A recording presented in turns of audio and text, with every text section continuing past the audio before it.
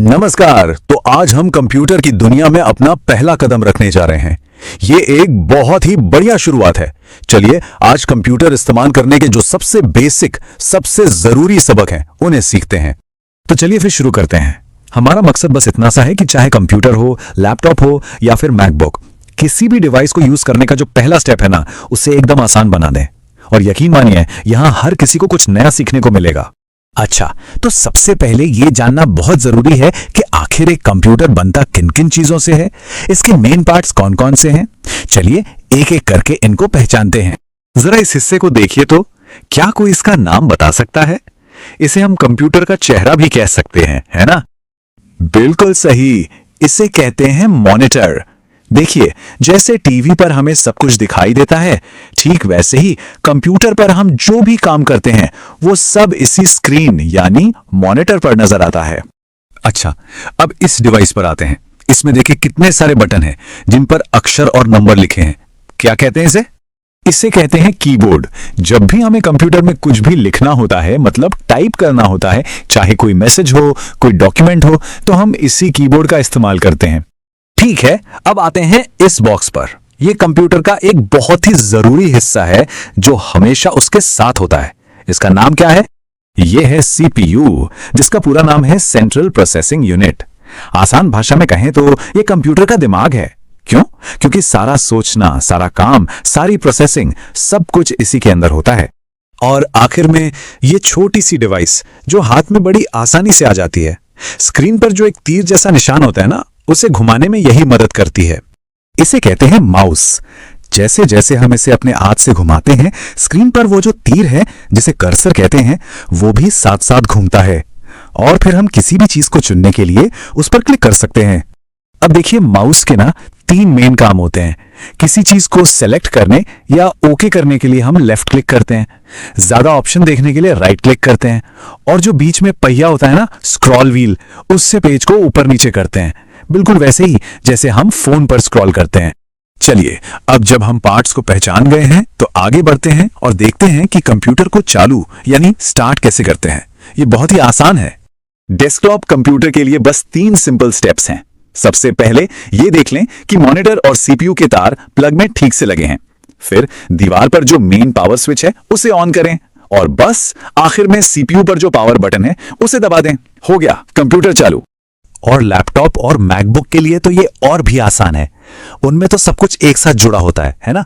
तो बस power button ढूंढिए, उसे दबाइए और डिवाइस ऑन हो जाएगी। हाँ, एक बात का ध्यान रखना जरूरी है। अगर कंप्यूटर पर पासवर्ड लगा हुआ है तो स्क्रीन पर आपको वो पासवर्ड डालना पड़ेगा। सही पासवर्ड डालने के बाद ही कंप्यूटर पूरी तरह से इस्तेमाल के लिए तैयार होता है। जितना जरूरी कंप्यूटर को चालू करना है ना, उतना ही जरूरी उसे सही तरीके से बंद करना भी है। तो चलिए अब ये सीखते हैं कि कंप्यूटर को बंद कैसे करते हैं। विंडोज कंप्यूटर को बंद करने के ना 2 बहुत पॉपुलर तरीके हैं। एक है शॉर्टकट तरीका जो बहुत तेज है, और दूसरा है स्टार्ट मेन्यू वाला तरीका जो ज्यादातर लोग इस्तेमाल करते हैं। अच्छी बात यह है कि दोनों ही बहुत आसान है। तो पहला तरीका है शॉर्टकट का। कीबोर्ड पर ऑल्ट का बटन दबाकर रखिए और साथ में F4 बटन दबा दीजिए। स्क्रीन पर एक बॉक्स आएगा, बस ओके पर क्लिक कर दीजिए और कंप्यूटर बंद हो जाएगा। कितना सिंपल है। दूसरा तरीका है स्टार्ट मेनू से।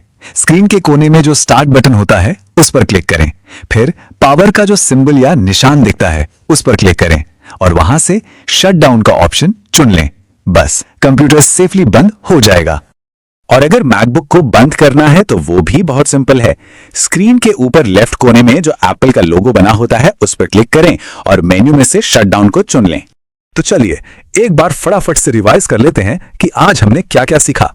तो आज हमने कंप्यूटर के main parts monitor, keyboard, CPU और माउस को पहचानना सीखा। इसके साथ ही हमने डेस्कटॉप, लैपटॉप और मैकबुक तीनों को ऑन करना और फिर सही तरीके से बंद करना भी सीख लिया है। ये समझ लीजिए कि कंप्यूटर चलाने की ये नींव है। तो अब जब कंप्यूटर को ऑन और ऑफ करना आ गया है तो अगला सवाल ये है कि अब आगे क्या? कंप्यूटर पर अब सबसे पहले क्या करना चाहेंगे? कभी सोचा है कि हम लोग कंप्यूटर से बात कैसे करते हैं? आज हम इसी सवाल का जवाब ढूंढेंगे और इनपुट आउटपुट को एक आम बातचीत की तरह समझेंगे। तो तो सवाल यही है कि एक इंसान एक मशीन से मतलब कंप्यूटर से आखिर बातचीत करता कैसे है। यही वो गुत्थी है जिसे आज हम सुलझाने वाले हैं। चलिए इसे एकदम आसान बनाते हैं। सोचिए, ये बस एक दो तरफ बातचीत है। हम कुछ कहते हैं और कंप्यूटर उसका जवाब देता है। बस इतना ही सिंपल है ये। तो चलिए इस बातचीत के पहले हिस्से से शुरू करते हैं, जिसे हम कहते हैं इनपुट। ये वो तरीका है जिससे हम कंप्यूटर को अपनी बात बताते हैं। तो फिर ये इनपुट असल में है क्या? सीधे शब्दों में कहें तो ये कोई भी जानकारी है जो हम कंप्यूटर को देते हैं। एक तरह से ये हमारे दिए हुए निर्देश या कमांड्स हैं। और पता है, हम इन चीजों का इस्तेमाल रोज करते हैं। कीबोर्ड पर कुछ टाइप करना, माउस से कहीं क्लिक करना या माइक्रोफोन में बोलना, ये सब कंप्यूटर को इनपुट देने के ही तरीके हैं। और ये जो लाइन है ना, ये इस पूरी बात को बहुत अच्छे से समझाती है। हमारा हर छोटा बड़ा एक्शन असल में कंप्यूटर के साथ एक नई बातचीत की शुरुआत करता है। हम एक सवाल पूछते हैं और कंप्यूटर हमारी बात सुनने के लिए तैयार हो जाता है। चलिए अब कहानी के दूसरे हिस्से पर चलते हैं। हमने अपनी बात कह दी, अब जवाब देने की बारी कंप्यूटर की है और इसी जवाब को हम कहते हैं आउटपुट। देखिए, अगर इनपुट हमारा सवाल था तो आउटपुट कंप्यूटर का जवाब है। ये वो जानकारी है जिसे कंप्यूटर ने प्रोसेस किया और हमें नतीजे के तौर पर दिखाया। ये उस बातचीत का दूसरा बहुत जरूरी हिस्सा है। और ये नतीजे हम तक पहुंचते कैसे हैं? मॉनिटर की स्क्रीन पर दिखते हैं, स्पीकर से सुनाई देते हैं या फिर प्रिंटर से कागज पर छपकर बाहर आते हैं। ये सभी डिवाइस आउटपुट डिवाइस हैं जो कंप्यूटर का जवाब हम तक लाती हैं। तो इसको ऐसे देखिए, एक तरफ है इनपुट यानी हमारा एक्शन और दूसरी तरफ है आउटपुट यानी कंप्यूटर का रिएक्शन। जैसे हम माउस से क्लिक करते हैं, ये हुआ इनपुट और स्क्रीन पर एक फोल्डर खुल जाता है, ये हुआ आउटपुट। ठीक है, तो अब जब इनपुट और आउटपुट दोनों बातें साफ हैं तो देखते हैं कि ये पूरा सर्कल, ये पूरा चक्र असल में काम कैसे करता है, एक सवाल पूछने से लेकर उसका जवाब मिलने तक। इसका सबसे बढ़िया उदाहरण है एक वेब सर्च। सोचिए, पहला स्टेप, हम कीबोर्ड से अपना सवाल टाइप करते हैं, ये है इनपुट। फिर कंप्यूटर उस रिक्वेस्ट को भेजता है और जानकारी प्रोसेस करता है। और तीसरा स्टेप, कुछ ही पलों में सारे रिजल्ट्स हमारी स्क्रीन पर आ जाते हैं, ये है आउटपुट। तो मतलब सबसे जरूरी बात यह है कि ये दोनों अलग अलग नहीं हैं। इनपुट और आउटपुट एक साथ मिलकर ही कंप्यूटर के साथ हमारे एक्सपीरियंस को पूरा और आसान बनाते हैं। ये एक लगातार चलने वाली बातचीत है। और आखिर में एक सवाल, आज के दौर में जब हमारे डिवाइसेस इतने स्मार्ट हो गए हैं, तो क्या इनपुट और आउटपुट के बीच की ये लाइन थोड़ी धुंधली नहीं हो गई है? जब हम अलेक्सा या गूगल असिस्टेंट से बस बात करते हैं, तो क्या हम बता सकते हैं कि इनपुट कहाँ खत्म हुआ और आउटपुट कहाँ से शुरू? सोचिएगा जरूर। कभी सोचा है कि ये जो कंप्यूटर है, आखिर इसे चलाता क्या है? स्क्रीन, कीबोर्ड, माउस, ये तो ठीक है, पर इनके अलावा भी तो बहुत कुछ है ना।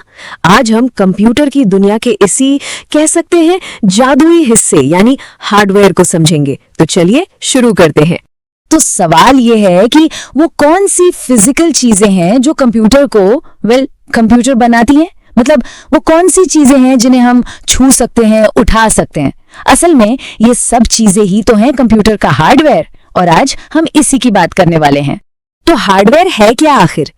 देखिए, बिल्कुल आसान भाषा में कहें तो ये कंप्यूटर का शरीर है। ठीक वैसे ही जैसे हमारे हाथ पैर होते हैं ना, वैसे ही कंप्यूटर के वो सारे पार्ट्स जिन्हें हम देख सकते हैं, छू सकते हैं, वही हार्डवेयर है। और इसको याद रखने का ना एक बहुत ही सिंपल सा रूल है, अगर किसी चीज को छू सकते हैं तो वो हार्डवेयर है। That's it. Keyboard, mouse, screen, अरे पूरा का पूरा लैपटॉप, ये सब हार्डवेयर है। ये रूल हमेशा काम करेगा। ठीक है, तो अब ये तो समझ आ गया कि हार्डवेयर क्या है, पर कहानी यहीं खत्म नहीं होती। हार्डवेयर को ना हम दो हिस्सों में बांट सकते हैं, एक वो जो हमें बाहर से दिखता है और दूसरा वो जो कंप्यूटर के अंदर छिपा बैठा है। तो चलिए सबसे पहले बाहरी हार्डवेयर को देखते हैं। तो सबसे पहले बात करते हैं एक्सटर्नल हार्डवेयर की। अरे ये वो सारी चीजें हैं जिन्हें हम रोज यूज करते हैं, जो कंप्यूटर के मेन टावर या केस से बाहर से जुड़ी होती हैं। यही वो हार्डवेयर है जिनके जरिए हम कंप्यूटर को बताते हैं कि क्या करना है या उससे इंफॉर्मेशन लेते हैं। अब चाहे वो तार से जुड़ा हो या वायरलेस हो, एक तरह से ये हमारे और कंप्यूटर के बीच बातचीत का जरिया है।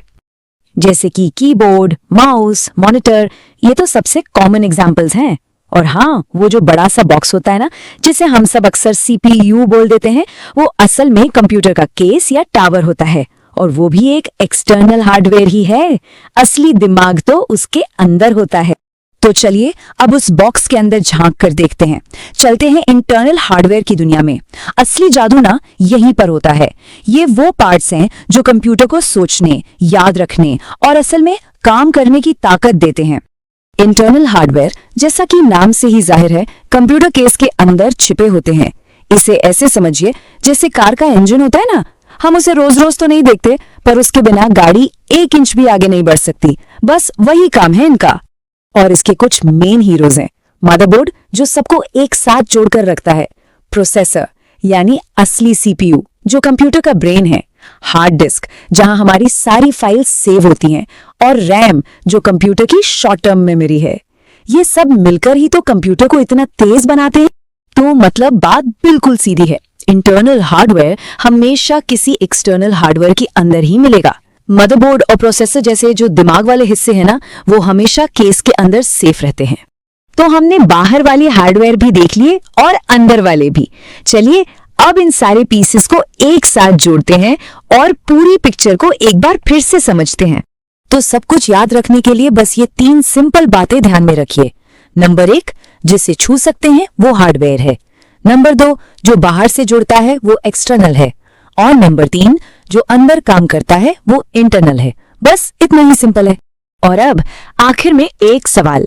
ये तो हमने देख लिया कि कंप्यूटर के सारे हिस्से मिलकर एक टीम की तरह काम करते हैं, पर क्या कोई एक हार्डवेयर पार्ट ऐसा है जो दूसरों से ज्यादा जरूरी हो? मतलब कोई ऐसा हीरो पार्ट जिसके बिना कंप्यूटर बस एक खाली डिब्बा बनकर रह जाए? इस पर सोचेगा जरूर। हम सब रोज सॉफ्टवेयर शब्द सुनते हैं, है ना? पर ये आखिर है क्या?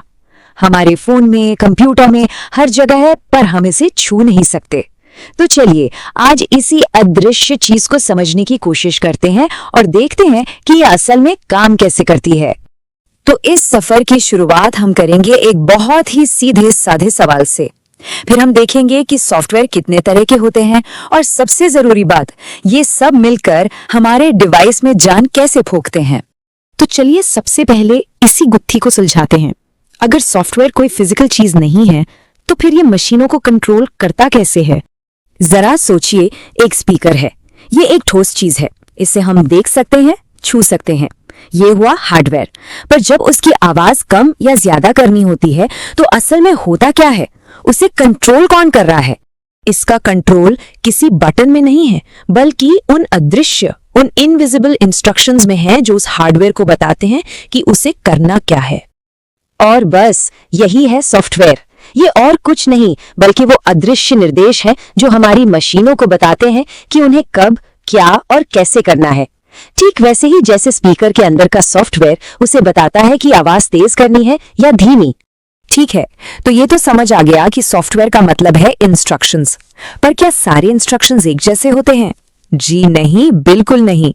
असल में सॉफ्टवेयर की दुनिया 2 बहुत बड़े हिस्सों में बटी हुई है। एक तरफ है सिस्टम सॉफ्टवेयर, जो समझिए कि मशीन की आत्मा है, उसकी नींव है, जो उसे चलाने और मैनेज करने का काम करता है। और दूसरी तरफ है एप्लीकेशन सॉफ्टवेयर, जो हमारे यानी यूजर्स के लिए खास काम करने के लिए बनाए जाते हैं। तो आइए पहले उस नींव की बात करते हैं जिसके बिना कोई भी डिवाइस बस एक डिब्बा है, मतलब सिस्टम सॉफ्टवेयर। यही वो चीज है जो एक बेजान मशीन में जान डालती है। ये बात 100% सच है। सिस्टम सॉफ्टवेयर के बिना आपका कंप्यूटर या फोन सच में बस एक बेजान डिब्बा है। अक्सर हम सुनते हैं ना, अरे यार फोन का सॉफ्टवेयर उड़ गया या सॉफ्टवेयर क्रैश हो गया और फोन बंद पड़ जाता है। इसका सीधा सा मतलब यही है कि उसका सिस्टम सॉफ्टवेयर फेल हो गया है। और अगर कभी कंप्यूटर पर ऑपरेटिंग सिस्टम मिसिंग जैसा मैसेज देखा हो, तो इसका मतलब ही यही है। कंप्यूटर कह रहा है कि मुझे मेरा दिमाग, मेरा ऑपरेटिंग सिस्टम मिल ही नहीं रहा और उसके बिना मैं कुछ भी नहीं कर सकता, मैं स्टार्ट तक नहीं हो सकता। और ये है कुछ सबसे जाने पहचाने नाम, विंडोज, एप्पल का मैक ओएस और हमारे फोन में दौड़ने वाला एंड्रॉइड। यही वो प्लेटफॉर्म है जिन पर हमारी पूरी डिजिटल दुनिया खड़ी है। तो ठीक है, नींव तो तैयार हो गई, सिस्टम सॉफ्टवेयर ने मशीन को ऑन कर दिया। पर अब उस पर हम करेंगे क्या? यहीं पर आते हैं हमारे असली टूल्स यानी एप्लीकेशन सॉफ्टवेयर। और ये जो हम आम बोलचाल में एप्स कहते हैं ना, ये असल में एप्लीकेशन सॉफ्टवेयर का ही शॉर्ट फॉर्म है। और याद रखिए, ये हमेशा सिस्टम सॉफ्टवेयर यानी ऑपरेटिंग सिस्टम के ऊपर इंस्टॉल होते हैं ताकि वो अपना काम कर सके। अब एक छोटा सा सवाल, क्या वीडियो देखने वाले किसी ऐप से फोटो एडिट की जा सकती है? जवाब बिल्कुल साफ है, नहीं। और एप्लीकेशन सॉफ्टवेयर का सबसे बड़ा रूल यही है, एक टूल एक काम। हम खुद ही सोचें, हम माइक्रोसॉफ्ट वर्ड में कैलकुलेशन तो नहीं करते और ना ही एक्सेल में वीडियो एडिटिंग।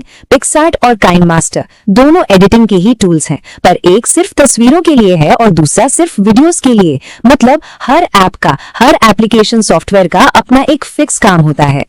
तो अब हमारे पास पजल के दो हिस्से हैं, एक है सिस्टम और दूसरा है एप्लीकेशन। अब सवाल यह है कि ये दोनों मिलकर एक डिवाइस को कैसे चलाते हैं।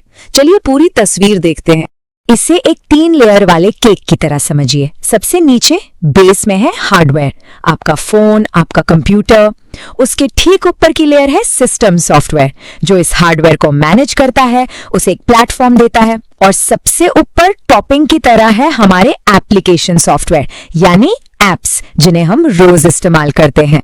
तो अगर सॉफ्टवेयर बस इंसानों के लिखे हुए निर्देश हैं, तो सोचिए कि भविष्य में क्या होगा जब निर्देश लिखने का काम खुद मशीनें करने लगेंगी।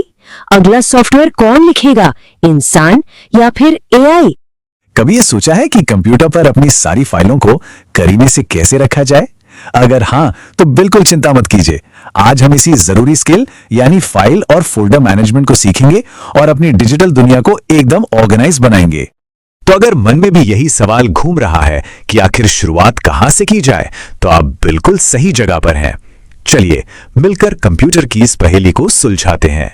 आज हम 4 आसान स्टेप्स में फाइल मैनेजमेंट सीखेंगे।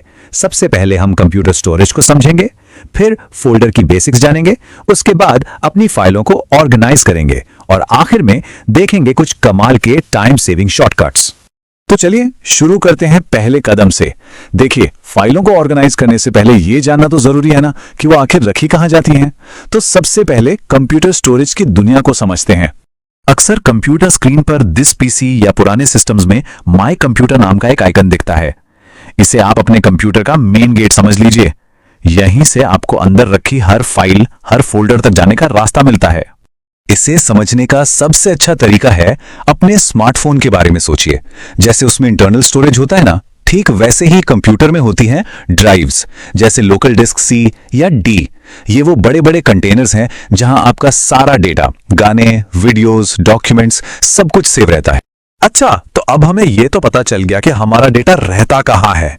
तो अब सवाल ये है कि इसे ऑर्गेनाइज कैसे करें, और यहीं पर काम आता है हमारा सबसे जरूरी टूल, फोल्डर। नया फोल्डर बनाना बहुत आसान है। देखिए, या तो आप सीधे न्यू फोल्डर बटन पर क्लिक कर सकते हैं, या फिर एक प्रो लेवल शॉर्टकट है, कीबोर्ड पर कंट्रोल, शिफ्ट और N एक साथ दबाइए। बस आपका नया फोल्डर तैयार है। अब इसे अपनी पसंद का कोई नाम दे दीजिए। और मान लीजिए किसी फोल्डर का नाम बदलना है, तो बस उसे सिलेक्ट कीजिए और रीनेम बटन पर क्लिक कर दीजिए। पर एक और तेज तरीका बताऊं, बस उस फोल्डर को सिलेक्ट करके कीबोर्ड पर F2 की दबाइए।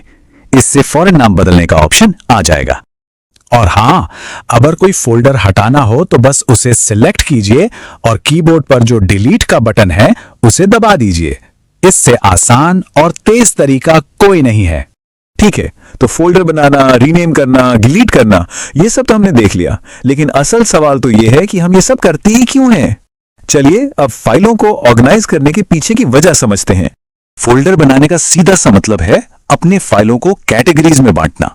बिल्कुल वैसे ही जैसे यहां लिखा है, सारे वीडियो एक जगह, सारे गाने दूसरी जगह। इससे क्या होता है, कोई गड़बड़ी नहीं होती और जब भी कुछ ढूंढना हो तो वो आसानी से मिल जाता है। सोच कर देखिए, अगर सब कुछ एक साथ बिखरा पड़ा हो तो कितना मुश्किल हो जाएगा, है ना। अब हम आते हैं फाइल मैनेजमेंट के एक बहुत ही जरूरी कॉन्सेप्ट पर। एक ऐसा सवाल जो नए यूजर्स को अक्सर कंफ्यूज करता है, कट और कॉपी में आखिर फर्क क्या है। इसे बहुत ही सिंपल तरीके से समझते हैं।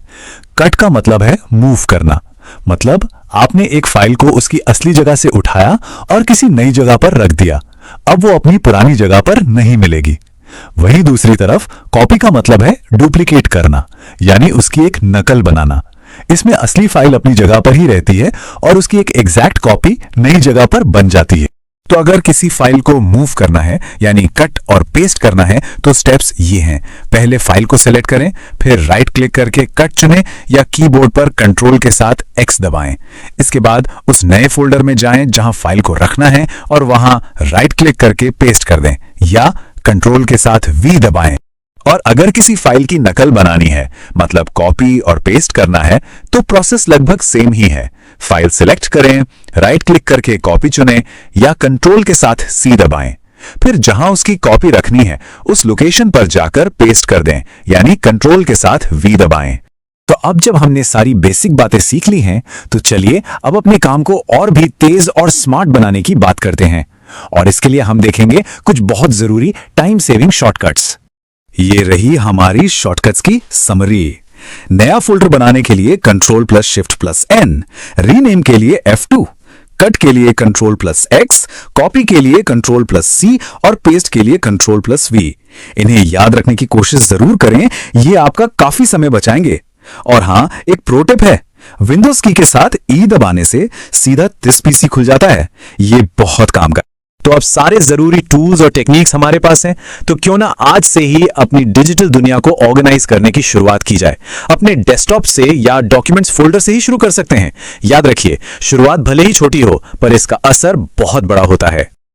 कभी कभी फोन से कंप्यूटर में जरूरी फाइलें भेजना एक बड़ा सिरदर्द लगता है ना? तो आज हम इसी उलझन को सुलझाएंगे, और वो भी दो बहुत ही आसान तरीकों से। तो सवाल यही है कि फोन में पड़ी हमारी कीमती तस्वीरें, वीडियोस और जरूरी डॉक्यूमेंट्स कंप्यूटर तक सही सलामत और आसानी से कैसे पहुंचे। फिक्र की कोई बात नहीं, इसका हल बहुत ही सिंपल है। चलिए देखते हैं कैसे। देखिए, इस काम को करने के दो शानदार तरीके हैं। एक है हमारा पुराना भरोसेमंद दोस्त USB केबल वाला रास्ता, और दूसरा है बिना किसी तार के झंझट वाला यानी वायरलेस तरीका। हम दोनों को एक एक करके समझेंगे। तो चलिए फोन और पीसी के बीच एक पुल बनाते हैं और इस पुल को बनाने के ये दोनों रास्ते देखते हैं। हम शुरुआत करेंगे सबसे जाने पहचाने तरीके से और फिर देखेंगे कि बिना तार के ये जादू कैसे होता है। अच्छा, तो सबसे पहले बात करते हैं उस तरीके की जो शायद हम सबने कभी न कभी इस्तेमाल किया है, USB केबल। इसकी सबसे बड़ी खासियत क्या है? इसकी सादगी। कोई ऐप नहीं, कोई पासवर्ड नहीं, बस केबल लगाइए और आपका कनेक्शन तैयार है। ये प्रोसेस ना बहुत ही आसान है। जैसे ही आप केबल को फोन और कंप्यूटर से जोड़ेंगे, फोन की स्क्रीन पर एक छोटा सा मेन्यू आ जाएगा। यहाँ बस एक चीज का ध्यान रखना है, आपको फाइल ट्रांसफर का ऑप्शन चुनना है। जैसे ही आप ये चुनेंगे, आप देखेंगे कि आपका फोन कंप्यूटर में एक अलग ड्राइव की तरह दिखने लगा है। जी हाँ, बिल्कुल। एक बार कनेक्ट होने के बाद आपका फोन किसी पेन ड्राइव या एक्सटर्नल हार्ड ड्राइव से काम नहीं है।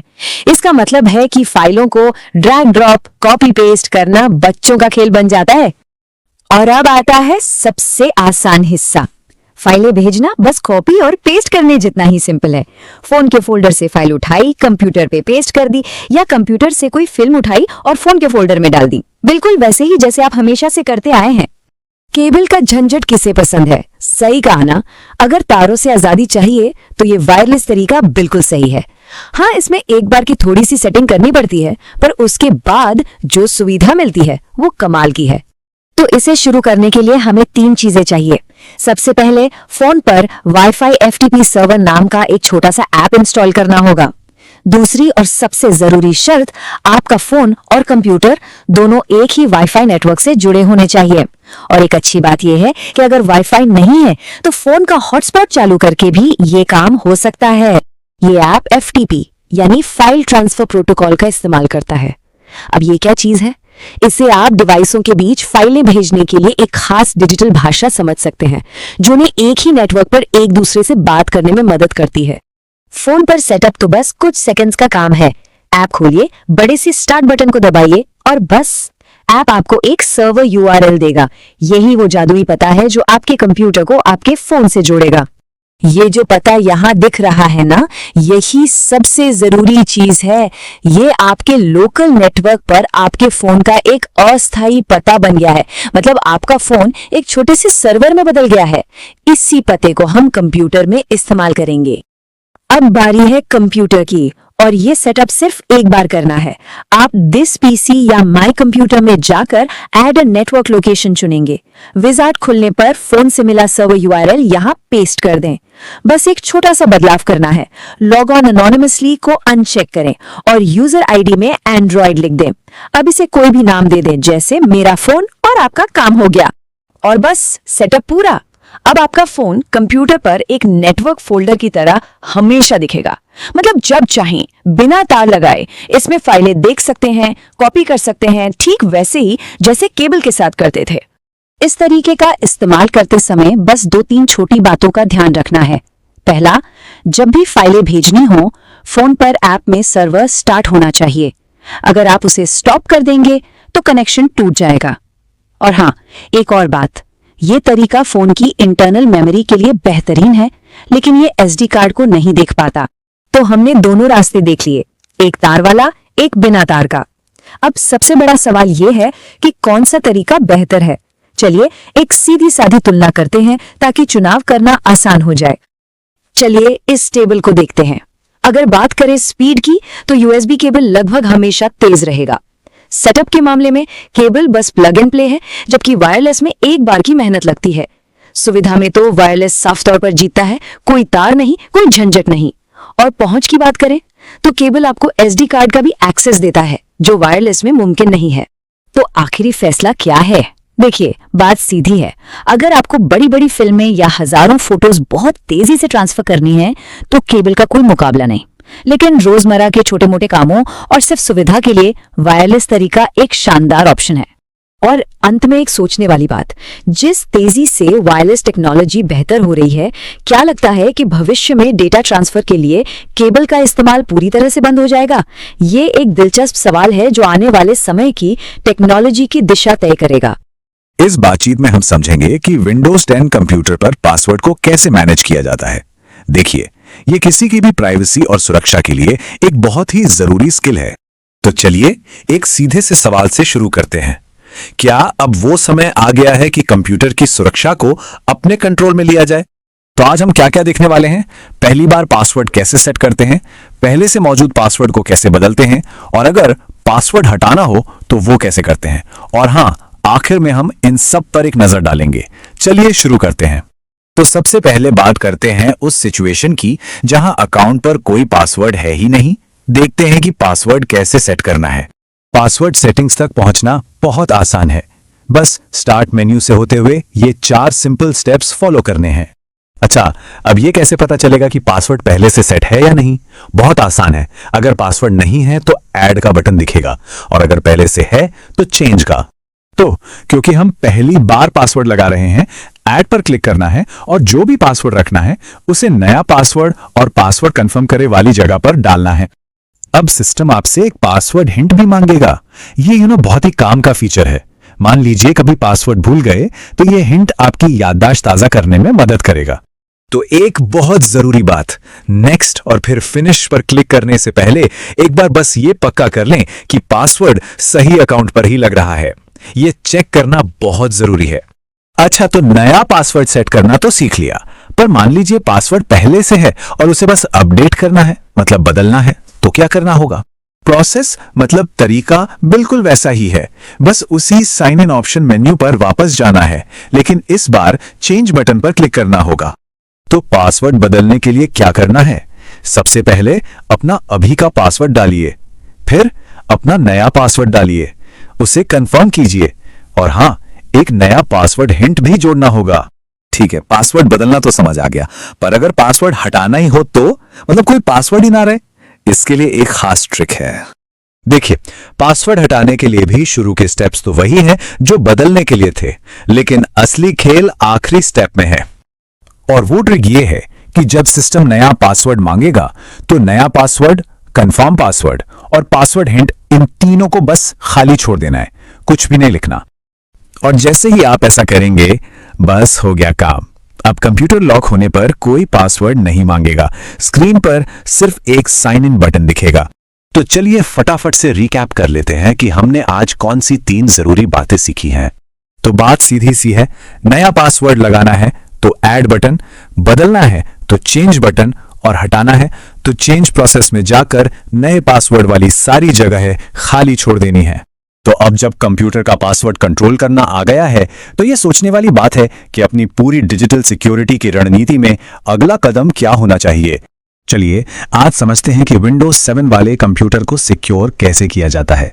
ये एक बहुत ही आसान लेकिन बहुत ही जरूरी स्टेप है जो असल में सबको पता होना चाहिए। तो देर किस बात की, फटाफट देखते हैं कि ये कैसे होता है। तो सबसे पहले ना एक सवाल खुद से पूछना है, क्या अपना कंप्यूटर सच में सेफ है? मतलब अगर कोई भी बस एक क्लिक करे और वो खुल जाए? तो इसका जवाब है नहीं। और आज हम इसी प्रॉब्लम को ठीक करने वाले हैं। तो चलिए पहले ये देखते हैं कि जब कोई पासवर्ड नहीं होता तो असल में होता क्या है। यह समझना जरूरी है कि रिस्क कितना बड़ा है। देखिए यहां बिल्कुल यही दिखाया गया है, जिस अकाउंट पर पासवर्ड नहीं है उस पर बस क्लिक किया और वो खुल गया। इसका मतलब क्या हुआ? आपकी सारी फाइल्स, आपकी सारी जानकारी, सब कुछ एकदम खुला पड़ा है, कोई भी उसे देख सकता है। तो एक अनसिक्योर्ड अकाउंट का मतलब क्या है? इसे ऐसे समझिए जैसे घर का दरवाजा खुला छोड़ दिया हो बिना ताले के। कोई भी अंदर आ सकता है, कुछ भी देख सकता है, हमें बस इसी दरवाजे पर एक ताला लगाना है। पर अच्छी बात यह है कि इसका सोल्यूशन बहुत ही सिंपल है। चलिए अब देखते हैं कि इस अकाउंट को, इस खुले दरवाजे को सिक्योर कैसे करना है। और इसका सोल्यूशन है एक डिजिटल चाबी बनाना। और वो चाबी क्या है? एक पासवर्ड। यह आपकी सिक्योरिटी की पहली और सबसे जरूरी लेयर है। ठीक है, तो अब सीधे काम पर आते हैं।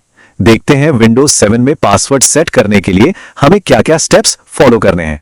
प्रोसेस बहुत सीधा सा है। सबसे पहले स्क्रीन के लेफ्ट बॉटम कॉर्नर में स्टार्ट बटन पर क्लिक करना है।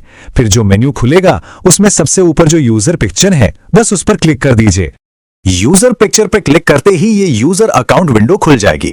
यहां आपको साफ साफ एक ऑप्शन दिखेगा, create a password for your account. बस इसी पर क्लिक करना है। ओके, तो अब हम आ गए हैं मेन स्क्रीन पर। यहां बस 4 काम करने हैं। पहले बॉक्स में एक नया पासवर्ड डालिए, दूसरे में उसे कंफर्म करने के लिए दोबारा वही पासवर्ड टाइप कीजिए, तीसरा एक पासवर्ड हिंट दीजिए और आखिर में क्रिएट पासवर्ड बटन पर क्लिक और बस। अब देखिए प्रोसेस को समझाने के लिए कितना सिंपल सा उदाहरण लिया गया है।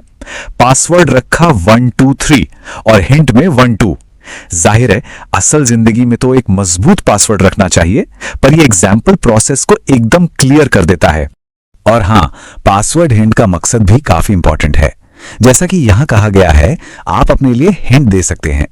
मतलब ये एक ऐसा क्लू है जो अगर कभी पासवर्ड भूल गए तो उसे याद दिलाने में मदद करेगा। पर ध्यान रहे, हिंट इतना भी सीधा ना हो कि कोई और अंदाजा लगा ले। और बस हो गया, पासवर्ड बन चुका है और आपका अकाउंट अब पहले से कहीं ज्यादा सिक्योर है। पर क्या यह सच में काम कर रहा है? यह कैसे पता चलेगा? चलिए कंफर्म करते हैं। तो इसे चेक करने का सबसे अच्छा तरीका है कि अकाउंट से लॉग ऑफ करके दोबारा लॉग इन करने की कोशिश करें। यहां भी बिल्कुल यही करके दिखाया गया है ताकि पक्का हो जाए कि हमारा पासवर्ड सेट हो गया है। तो ये देखिए पहले और अब का फर्क। पहले क्या था, अकाउंट पर क्लिक करते ही वो सीधा खुल जाता था, पर अब लॉग इन करने के लिए सिस्टम पासवर्ड मांग रहा है। इसी को कहते हैं सिक्योरिटी। और ये देखिए जैसे ही सही पासवर्ड यानी कि 123 डालकर एंटर किया, अकाउंट तुरंत खुल गया। मतलब हमारी डिजिटल चाबी एकदम परफेक्ट काम कर रही है। तो कुल मिला के बात यह है कि पासवर्ड सेट करना डिजिटल सिक्योरिटी की तरफ एक बहुत ही आसान लेकिन बहुत ही पावरफुल कदम है। यह अपनी पर्सनल जानकारी को सेफ रखने के लिए पहली दीवार की तरह काम करता है। तो आज हमने एक जरूरी चीज तो सीख ली। अब सवाल ये उठता है कि अपनी डिजिटल सिक्योरिटी को और बेहतर बनाने के लिए अगला ऐसा ही कोई सिंपल सा स्टेप क्या हो सकता है, जरा सोचिए। तो आज बात करते हैं एक बहुत ही आम सी परेशानी की, विंडोज 7 के यूजर अकाउंट से पासवर्ड कैसे हटाया जाए, है ना? कभी कभी ये पासवर्ड एक झंझट लगने लगता है, खासकर जब कंप्यूटर घर पर हो और उसे सिर्फ आप ही इस्तेमाल करते हो। तो अगर आप भी यही सोच रहे हैं तो आप बिल्कुल सही जगह पर हैं। हो सकता है कि आपने सुरक्षा के लिए पासवर्ड सेट किया हो, लेकिन अब रोज रोज उसे टाइप करना थोड़ा थकाऊ सा लगता है। खैर, वजह जो भी हो, चलिए देखते हैं कि कैसे कुछ आसान से स्टेप्स में इसे हटाया जा सकता है। तो चलिए आगे बढ़ने से पहले एक सबसे जरूरी काम कर लेते हैं। ये पक्का कर लें कि आपका कंप्यूटर ऑन है और आप उसी अकाउंट में लॉगिन हैं जिसका पासवर्ड हटाना है। तैयार हैं? चलिए शुरू करते हैं। ठीक है, तो अब जब आप लॉगिन हो चुके हैं तो असल काम पर आते हैं। अब मैं आपको एक एक करके सारे स्टेप्स बताऊंगा जिससे आप ये पासवर्ड हटा पाएंगे। ये प्रोसेस काफी सीधा है। सबसे पहले नीचे कोने में स्टार्ट बटन दबाइए, फिर मेन्यू में सबसे ऊपर जो आपकी प्रोफाइल पिक्चर है उस पर क्लिक करें। इससे आपकी अकाउंट सेटिंग्स खुल जाएंगी और वहीं आपको अपना पासवर्ड हटाए का ऑप्शन दिखेगा। उसे चुनिए, कंफर्म करने के लिए अपना मौजूदा पासवर्ड डालिए और आखिर में पासवर्ड हटाए बटन पर क्लिक कर दीजिए। बस, और आपको तुरंत पता चल जाएगा कि काम हो गया है। सिस्टम में जहां पहले पासवर्ड हटाने का ऑप्शन था, अब वहां नया पासवर्ड बनाए का ऑप्शन दिखेगा। यही इस बात का सबूत है कि पुराना पासवर्ड जा चुका है ना आसान? तो पासवर्ड तो हट गया, लेकिन क्या हम 100% यकीन कर सकते हैं? चलिए अब ये पक्का करते हैं कि बदलाव ठीक से हुआ है या नहीं। और इसे जांचने का सबसे अच्छा तरीका है एक बार लॉग ऑफ करके दोबारा लॉग इन करना। तो स्टार्ट मेन्यू पर जाइए, लॉग ऑफ कीजिए और फिर अपने यूजर अकाउंट पर दोबारा क्लिक करके देखिए। आपको फर्क तुरंत नजर आएगा। वेलकम स्क्रीन सीधे खुल जाएगी बिना कोई पासवर्ड मांगे। लीजिए, काम हो गया। चलिए इस पूरी प्रक्रिया को जल्दी से एक बार फिर दोहरा लेते हैं ताकि ये सारे स्टेप्स अच्छे से याद हो जाएं। तो देखा जाए तो ये बस कुछ ही क्लिक्स का काम है। स्टार्ट मेनू से सेटिंग्स में जाना, पासवर्ड हटाना चुनना, मौजूदा पासवर्ड से कंफर्म करना और फिर लॉग ऑफ करके दोबारा जांच लेना।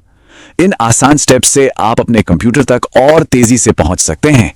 तो पासवर्ड हटाना तो बहुत आसान है, लेकिन ये हमें एक जरूरी सवाल पर लाकर खड़ा कर देता है। क्या हम सुविधा के लिए सुरक्षा के साथ समझौता कर रहे हैं? ये एक सोचने वाली बात है, खासकर तब जब आपका कंप्यूटर कोई और भी इस्तेमाल करता हो। इस पर जरूर विचार कीजिएगा।